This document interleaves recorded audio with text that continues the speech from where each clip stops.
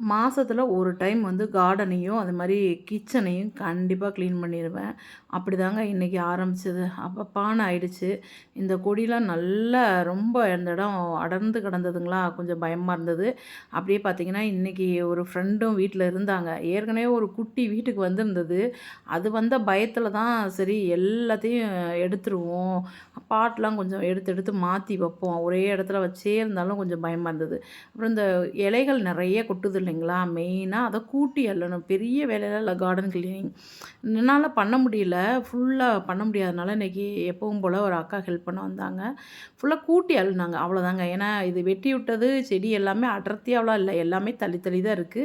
தரையில நல்லா தெரியுது. எதுவும் பயமா இல்ல. ஆனா கீழ அந்த இலைகள்லாம் இருக்கும்பொழுது அதில பூச்சி எதுவும் இருந்துச்சுன்னா நமக்கு தெரியாம போயிடும். அதுக்காக கூட்டி அள்ள சொல்லி ஃபுல்லா கூட்டி அள்ளியாச்சுங்க.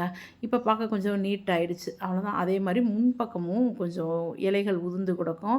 அது எல்லாமே கிளீன் பண்ணியாச்சு. அப்புறம் கிச்சனுக்கு வந்தாச்சு. வந்து ஃப்ரிட்ஜ் ஃபுல்லா எடுத்து விலக்கி, கழுவி, காய வச்சு, திரும்ப எடுத்து, திரும்ப எல்லாம் பாக்ஸ் மாத்தி எடுத்து வச்சுட்டேன்.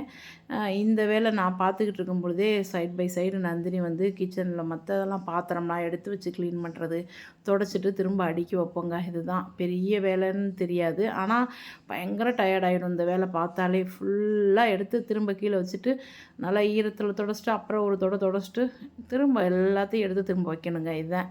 அப்புறம் மாத்துறது 1, 2 தீர்றது, மாத்துறது, விளக்குறது இதெல்லாம் எடுத்து போடுறது தான். இதெல்லாம் ஒரு வகையில கிளீன் பண்ணி முடிச்சாச்சு இன்னைக்கு. இன்னைக்கு ஃபுல் டே ஒர்க்கு இதுதான். நேத்து கம்மங்கூழ் நைட்டே போட்டு வச்சுட்டேன். அதான் இன்னைக்கு வேலை பார்க்கணும் அப்படின்றக்காக. காலையில எல்லாருக்கும் கூழே குடுத்துட்டு, லஞ்ச் வந்து இப்போதாங்க ரெடி பண்ணி சும்மா வெரைட்டி ரைஸ் ஒண்ணு பண்ணி பசங்களுக்கும் நானும் சாப்பிட்டுட்டு, அப்படியே கொஞ்சம் ரெஸ்ட் எடுப்போம்னு சொல்லிட்டு இருக்கேங்க.